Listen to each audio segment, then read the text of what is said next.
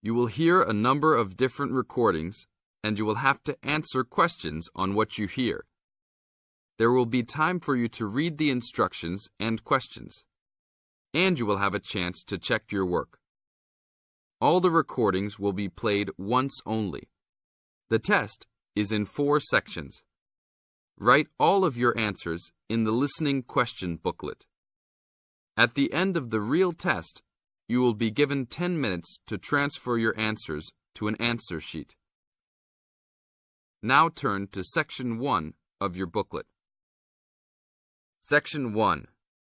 You are going to hear a conversation which happened in a travel agency. First, you have some time to look at questions 1 to 5.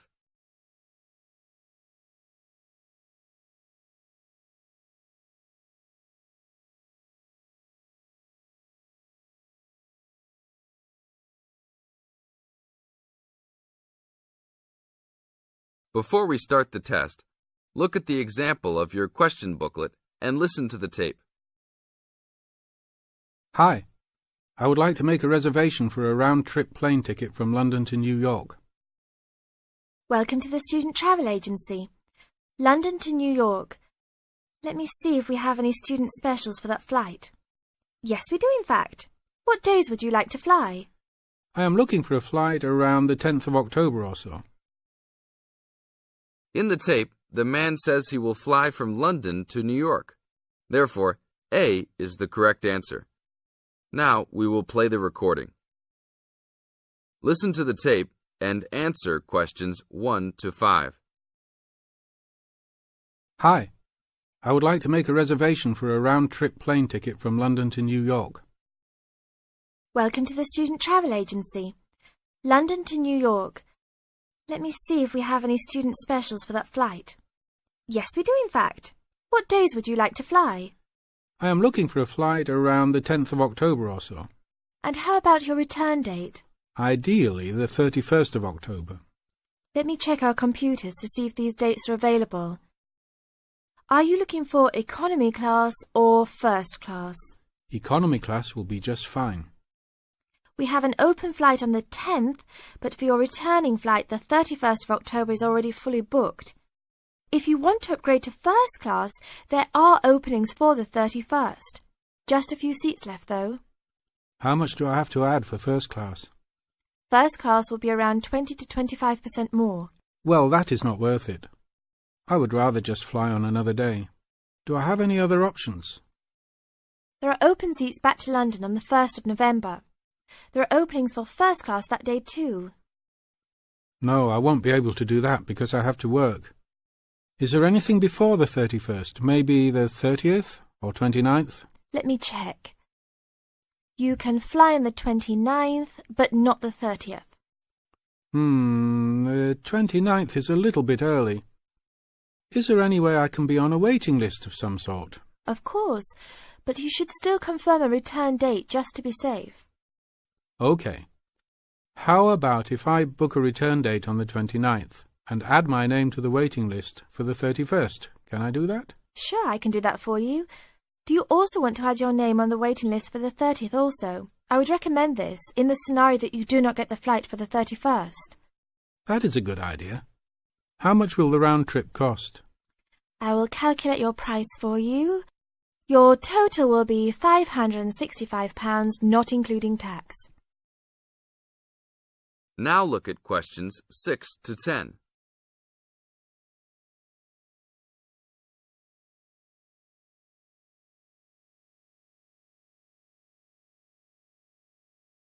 Now listen to the tape and answer questions 6 to 10.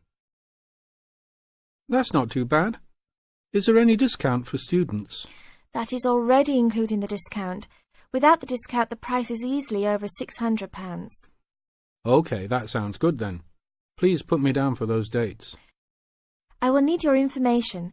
Name and student identification number, please.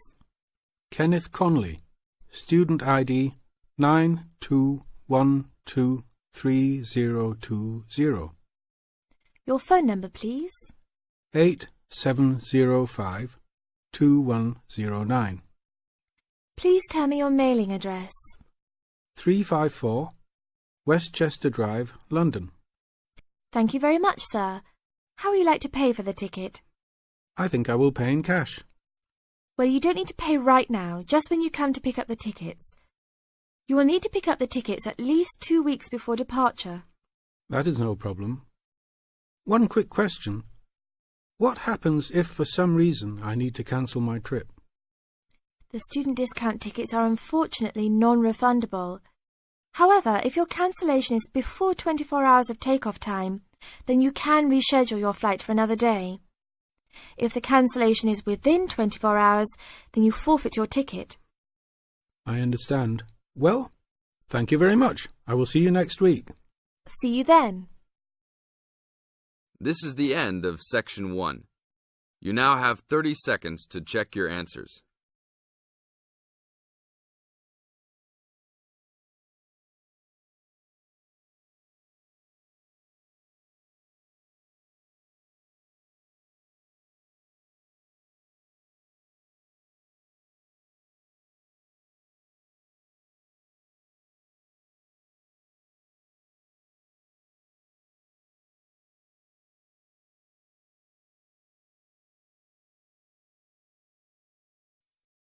Section 2. In this section, you'll hear an introduction on cheese making. You have half a minute to read the questions 11 to 20 first.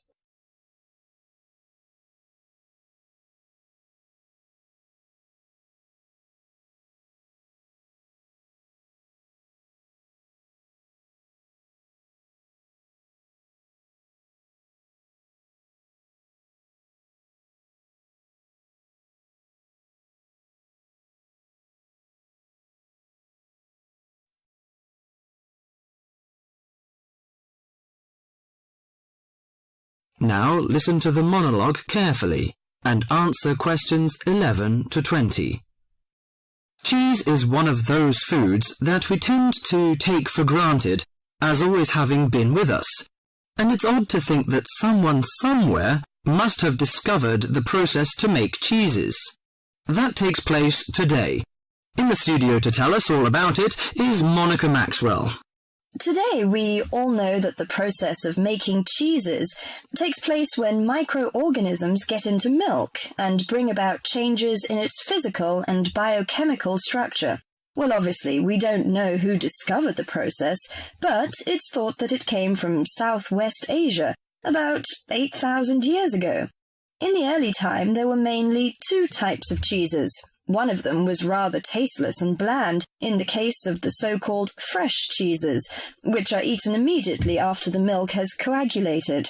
And another one was rough-tasting and salty, in the case of the ripened cheeses, which are made by adding salt to the soft fresh cheese and allowing other biochemical processes to continue so that a stronger taste and a more solid texture resulted. The ancient Romans changed all that. They were great pioneers in the art of cheese-making, and the different varieties of cheese they invented and the techniques for producing them spread with them to the countries they invaded. This spread of new techniques took place between about 60 BC and 300 AD. You can still trace their influence in the English word cheese, which comes ultimately from the Latin word Caseus, that's C-A-S-E-U-S. At this stage in history, people weren't aware in a scientific way of the role of different microorganisms and enzymes in producing different types of cheese, but they knew from experience that cheese's tastes were relevant to something. If you kept your milk or your pre-cheese mixture at a certain temperature or in a certain environment, things would turn out in a certain way. In the 19th century, with the increasing knowledge about microorganism, there came the next great step forward in cheese-making. Once it was known exactly which microorganism was involved in the different stages of producing a cheese, and how the presence of different microorganisms affected the taste, it was possible to introduce them deliberately and to industrialize the process. Nowadays, cheese is made on a large scale in factories, although the small producer working from his dairy farm continued to exist and still exists today. Cheesemaking moved very much into the world of technology and industrial processes, although because the aim is still to produce something that people like to eat, there's still an important role for human judgment. People still go round tasting the young cheese at different stages to see how it's getting on, and may add a bit of this or that to improve the final taste. Whatever the scale of production, there is still room for the development of art alongside the technology. That is the end of section 2.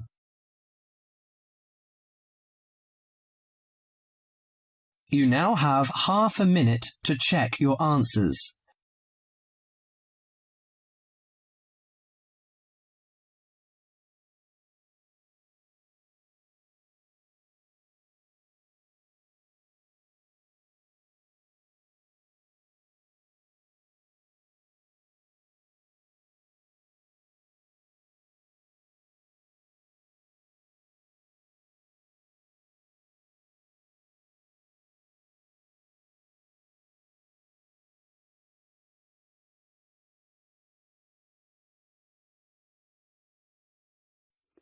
Section 3. You will hear an interview with Professor Green from a local university which enrolls a large number of overseas students in its courses. He is talking to Indra, a student representative, about the importance of attending lectures. First, you will have half a minute to look at questions 21 to 30.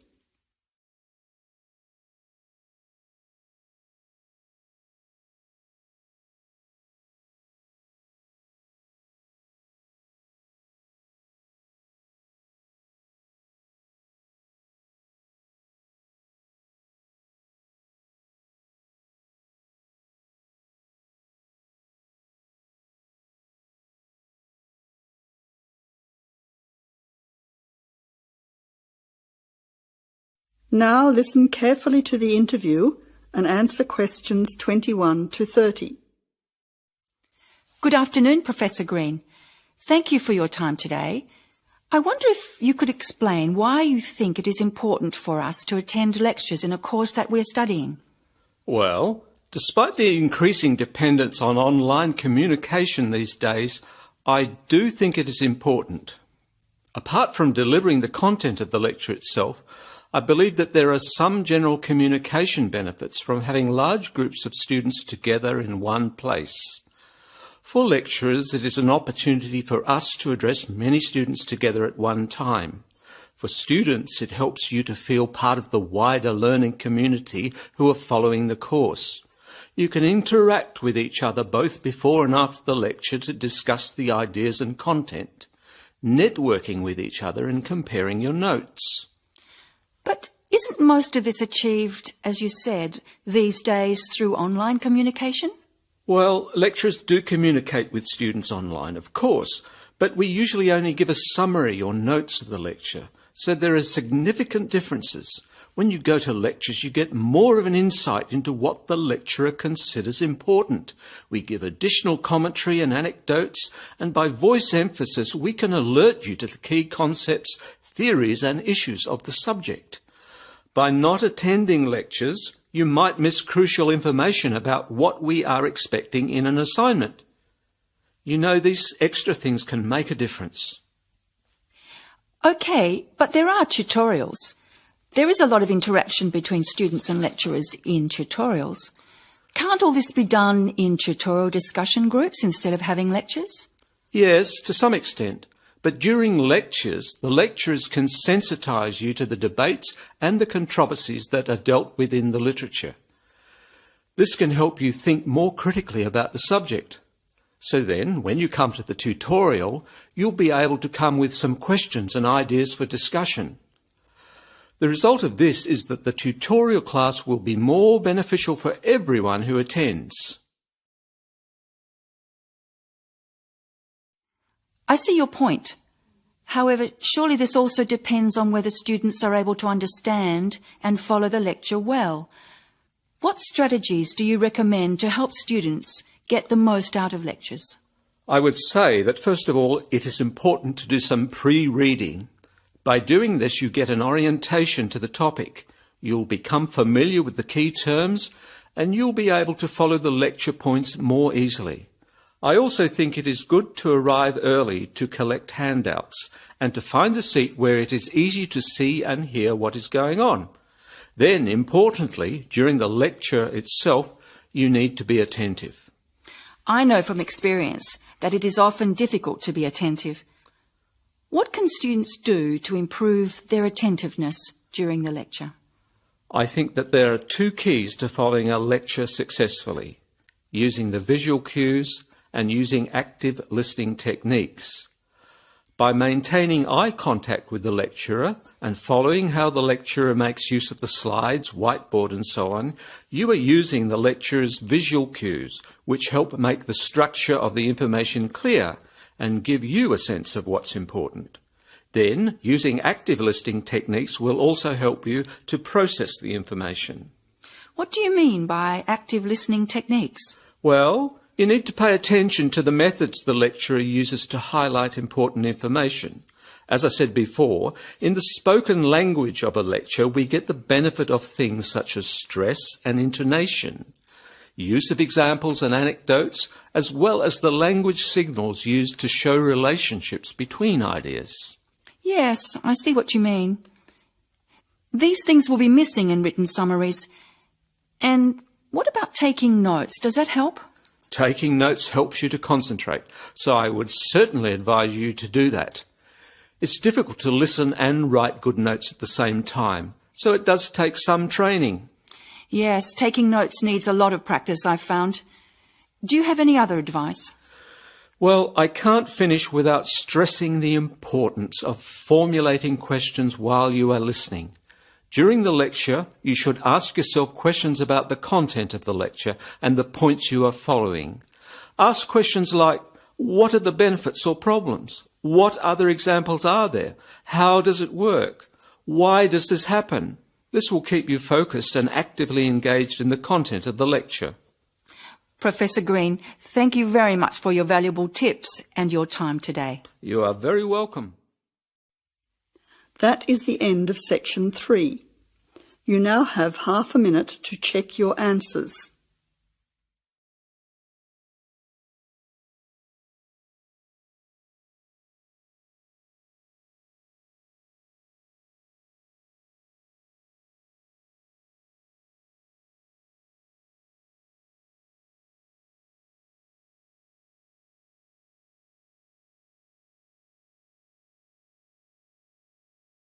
Section 4.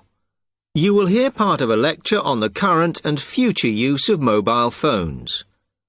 You now have 30 seconds to read questions 31 to 35.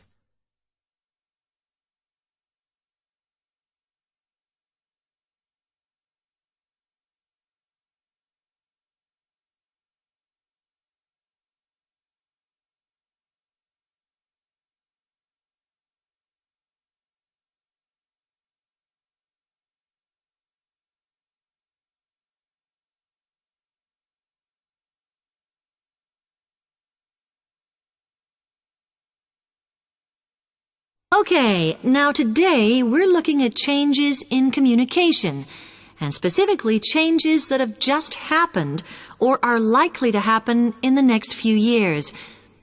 Key to this is the mobile phone, which is increasingly being seen as an all-purpose system rather than just a phone. If you only use your phone for texting and making calls now, you will be amazed at how you'll be using it in the future. The technology has been developed for a range of other uses. For example, phones could be used so that if you are meeting someone and they get lost, you could send them a map of your location to help them. This will save all those complicated explanations over the phone and our poor friends or colleagues trying to drive and find out where they are at the same time. And if you get bored waiting, or if you're traveling, for example, you will soon be able to see TV news on your phone as it is actually being broadcast. This means that you won't have to miss any of your favorites if you were away for a few days. Most people have got used to texting now, and young people send pictures to each other. But what is exciting is the possibility of putting music with them before you send them. And it's not all frivolous. Phones are going to become even more critical in business and education. Some recent developments have a highly practical usage. So, for example, as lecturers, we will be able to send everybody a text to let them know if lectures have been cancelled. And the new phones could have a further use in education, as well as business, as they will enable us to go to any destination, such as when we are doing a field trip, for instance, and from there to send data directly to a computer so that we can access it when we get home. This means we will no longer be limited by what the phone can store. You now have 30 seconds to read questions 36 to 40.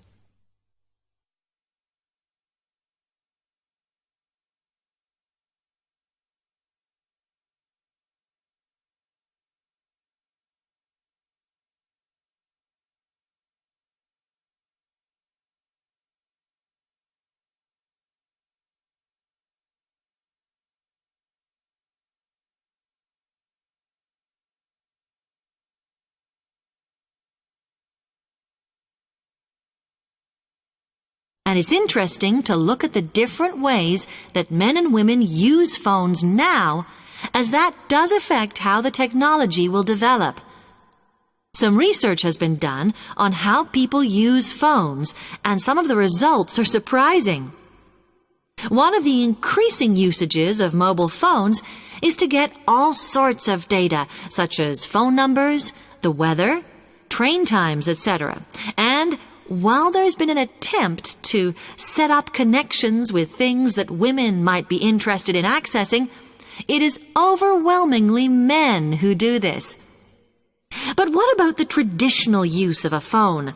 To speak to people? I suppose we would predict that it is mainly women who use phones as a method of contact for friends and family, but, in fact, the genders exploit this facility equally.